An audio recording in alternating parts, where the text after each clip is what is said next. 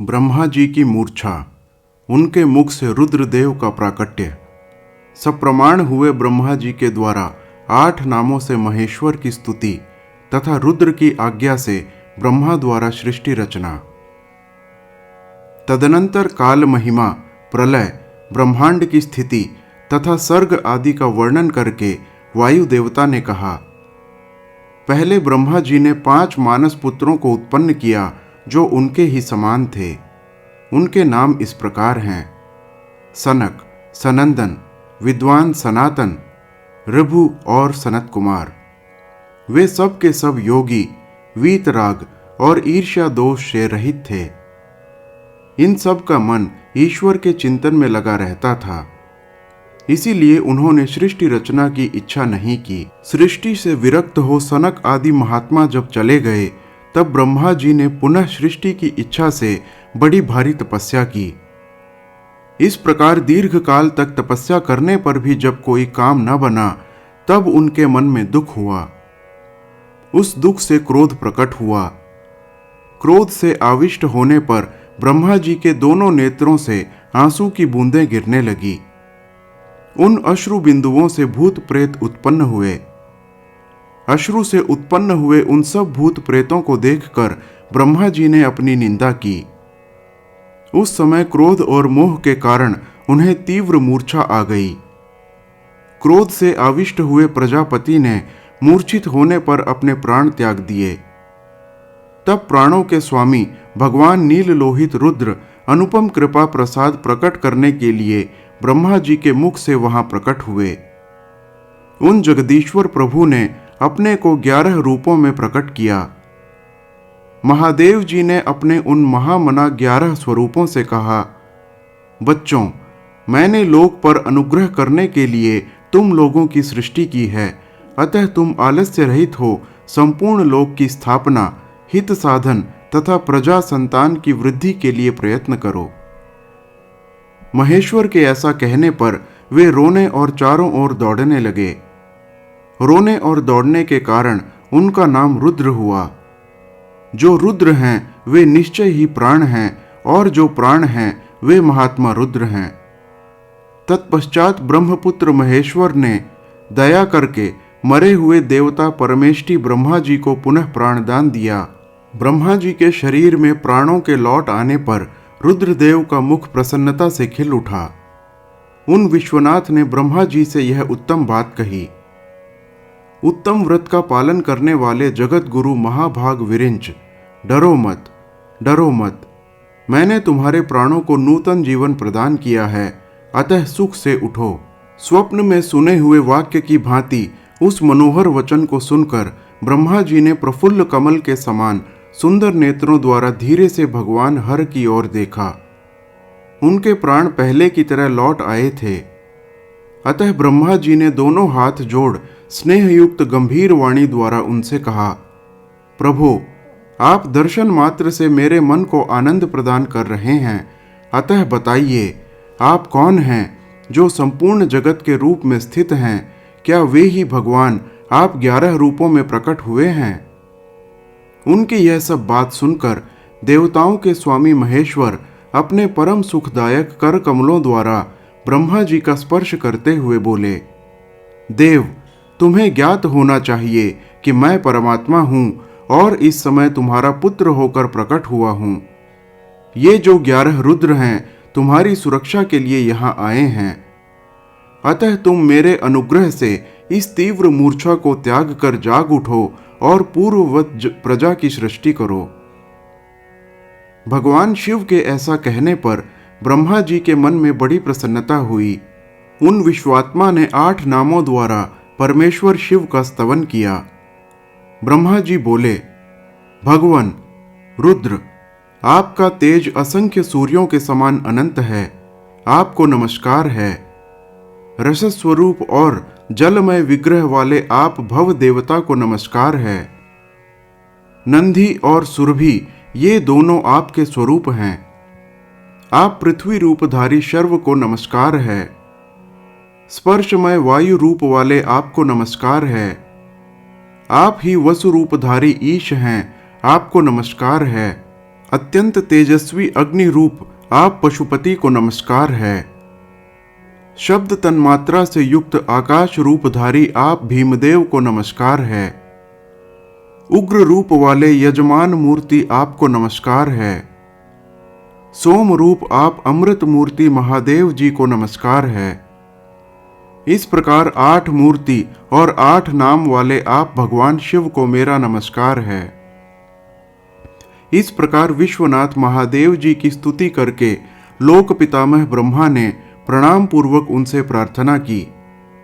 भूत, भविष्य और वर्तमान के स्वामी मेरे पुत्र भगवान महेश्वर, कामनाशन, आप सृष्टि के लिए मेरे शरीर से उत्पन्न हुए हैं, इसीलिए जगत प्रभो, इस महान कार्य में संलग्न हुए मुझ ब्रह्मा की आप सर्वत्र सहायता करें और स्वयं भी प्रजा की सृष्टि करें। ब्रह्मा जी के इस प्रकार प्रार्थना करने पर कल्याणकारी त्रिपुर नाशक रुद्रदेव ने बहुत अच्छा कहकर उनकी बात मान ली। तदनंतर प्रसन्न हुए महादेव जी का अभिनंदन करके सृष्टि के लिए उनकी आज्ञा पाकर भगवान ब्रह्मा ने अन्यान्य प्रजाओं की सृष्टि आरंभ की। उन्होंने अपने मन से ही मरीचि, भृगु, अंगिरा, पुलस्त्य, पुलह, क्रतु, अत्रि और वशिष्ठ की सृष्टि की। ये सब ब्रह्मा जी के पुत्र कहे गए हैं। धर्म, संकल्प और रुद्र के साथ इनकी संख्या 12 होती है। ये सब पुराने गृहस्थ हैं। देवगणों सहित इनके 12 दिव्य वंश कहे गए हैं, जो प्रजावान, क्रियावान तथा महर्षियों से अलंकृत हैं।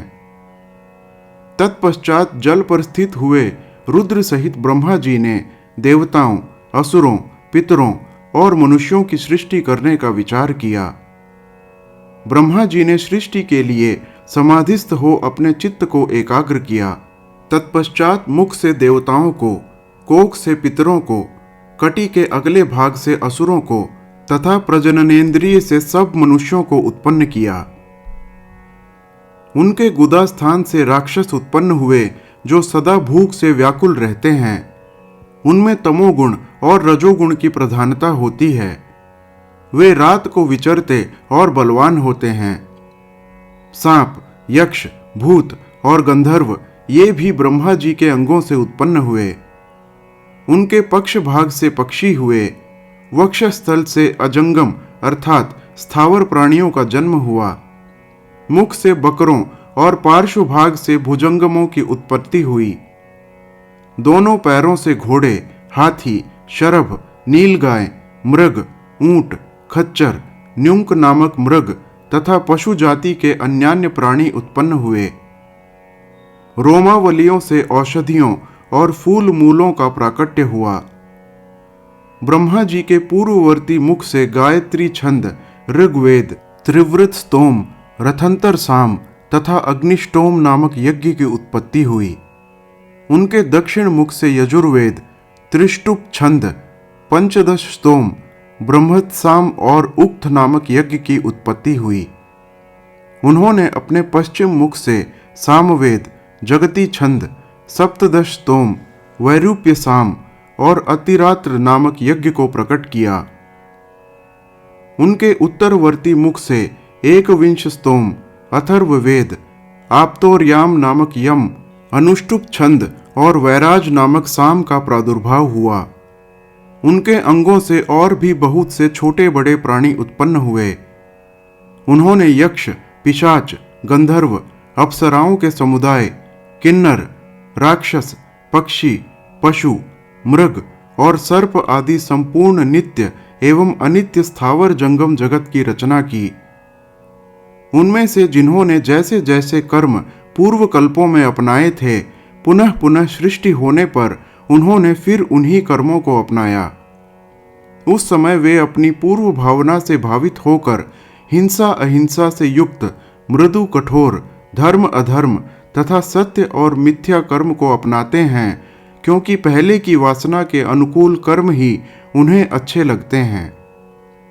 इस प्रकार विधाता ने ही स्वयं इंद्रियों के लिए विषय, भूत और शरीर आदि में विभिन्नता एवं व्यवहार की सृष्टि की है।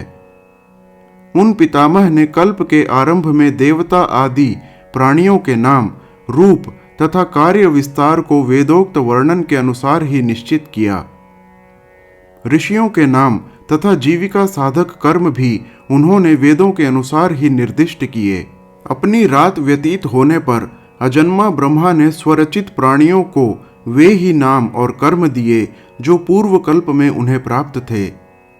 जिस प्रकार भिन्न भिन्न ऋतुओं के पुनः पुनः आने पर उनके चिन्ह और नाम रूप आदि पूर्ववत रहते हैं, उसी प्रकार युगादि काल में भी उनके पूर्व भाव ही दृष्टिगोचर होते हैं। इस प्रकार स्वयंभू ब्रह्मा जी की लोक सृष्टि उन्हीं के विभिन्न अंगों से प्रकट हुई हैं। महत से लेकर विशेष पर्यंत सब कुछ प्रकृति का विकार है। यह प्राकृत जगत चंद्रमा और सूर्य की प्रभा से उद्भासित, ग्रह और नक्षत्रों से मंडित, नदियों, पर्वतों तथा समुद्रों से अलंकृत और भांति भांति के रमणीय नगरों एवं समृद्धशाली जनपदों से सुशोभित है। इसी को ब्रह्मा जी का वन या ब्रह्म वृक्ष कहते हैं। उस ब्रह्म वन में अव्यक्त एवं सर्वज्ञ ब्रह्मा विचरते हैं। यह सनातन ब्रह्म वृक्ष अव्यक्त रूपी बीज से प्रकट एवं ईश्वर के अनुग्रह पर स्थित है। बुद्धि इसका तना और बड़ी बड़ी डालियां हैं। इंद्रियां भीतर के खोखले हैं। महाभूत इसकी सीमा है। विशेष पदार्थ इसके निर्मल पत्ते हैं। धर्म और अधर्म इसके सुंदर फूल हैं। इसमें सुख और दुख रूपी फल लगते हैं तथा यह संपूर्ण भूतों के जीवन का सहारा है। ब्राह्मण लोग द्युलोक को उनका मस्तक, आकाश को नाभि, चंद्रमा और सूर्य को नेत्र, दिशाओं को कान और पृथ्वी को उनके पैर बताते हैं। वे अचिंत्य स्वरूप महेश्वर ही सब भूतों के निर्माता हैं। उनके मुख से ब्राह्मण प्रकट हुए हैं। वक्षस्थल के ऊपरी भाग से क्षत्रियों की उत्पत्ति हुई है। दोनों जांघों से वैश्य और पैरों से शूद्र उत्पन्न हुए हैं। इस प्रकार उनके अंगों से ही संपूर्ण वर्णों का प्रादुर्भाव हुआ है। हर हर महादेव।